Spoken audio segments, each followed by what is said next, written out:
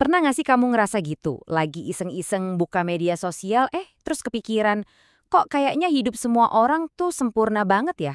Nah, yuk kita coba ngobrolin perasaan itu bareng-bareng. Oke, coba deh kita pegang prinsip ini dulu dari awal. Apa yang kamu lihat di layar itu seringnya cuma sampul buku yang paling bagus doang, bukan keseluruhan isi ceritanya. Ini nih pertanyaan besarnya kan, perasaan yang mungkin sering banget muncul pas kamu lagi sendirian, malam-malam, cuma liatin layar HP. Dan rasanya tuh nyata banget. Oke, coba kita bayangin ya. Kamu buka aplikasi, terus jarimu mulai nge-scroll, dan cuma dalam beberapa detik aja, rasanya dunia langsung berubah. Jepret! Foto lagi healing di pantai, senyumnya lebar banget. Captionnya simple, bersyukur. Kelihatannya damai banget, kayak nggak ada beban hidup. Scroll lagi, ada yang nikah. Momennya kelihatan sakral, cincin udah melingkar di jari, terus ratusan komen isinya, sama wah ya, atau pasangan idaman. Nggak cuma naik jabatan di kantor loh. Mungkin ada yang keterima kerjaan impiannya, atau usaha wartegnya akhirnya buka cabang baru. Wah, ucapan selamatnya banjir. Semuanya kelihatan kayak kemenangan besar. Nah, disinilah semuanya mulai berubah. Tanpa kamu sadari, dari yang tadinya cuma nonton, kamu malah jadi ngukur hidupmu sendiri pakai potongan-potongan gambar itu. Mulai deh tuh, ada suara kecil di kepala yang nanya.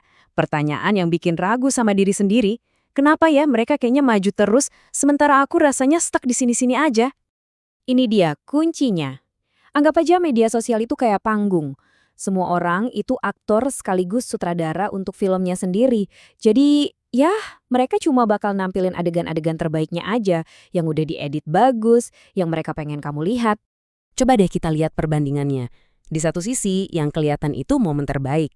Tapi di sisi lain, yang disembunyiin itu stres dan capeknya. Kita lihat prestasinya, tapi kita nggak pernah lihat gagalnya kayak gimana. Kita lihat senyum sempurna, tapi kita nggak tahu ada hari-hari buruk dan air mata di baliknya. Nah, itu dia alasannya. Kamu itu cuma disuguhin potongan-potongan puzzle mereka yang paling bagus. Ya jelas aja gambar yang kebentuk kelihatannya sempurna. Soalnya potongan yang retak, yang lecek, apalagi yang basah kena air mata, ya nggak pernah dipamerin. Jadi biar clear ya, ini tuh bukan kompetisi. Hidup kamu yang sesungguhnya, dengan segala lika-likunya, lagi kamu bandingin sama etalase toko orang lain yang paling kinclong. Ya jelas perbandingannya nggak akan pernah adil kan? Dan disinilah letak bahayanya. Perbandingan yang terus-terusan ini pelan-pelan bisa ngerusak rasa percaya dirimu. Kamu jadi mulai percaya sama cerita kalau kamu tuh ketinggalan jauh di belakang semua orang. Padahal ya, kenyataannya kamu itu lagi jalan di jalurmu sendiri. Punya kecepatanmu sendiri, tantanganmu sendiri, dan kemenangan-kemenangan kecil versi kamu sendiri yang mungkin nggak butuh tepuk tangan dari seluruh dunia. Setiap jalur itu beda dan garis finishnya juga nggak ada yang sama. Jadi, coba deh kita renungin ini baik-baik. Mungkin fokusnya aja yang perlu digeser.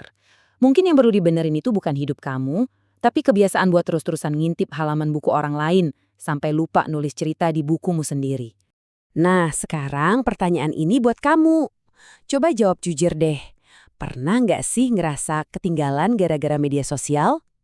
Kalau iya, biasanya kamu ngatasinnya gimana? Coba dong share di kolom komentar, karena siapa tahu ceritamu itu bisa jadi kekuatan buat orang lain yang lagi ngerasain hal yang sama persis sekarang.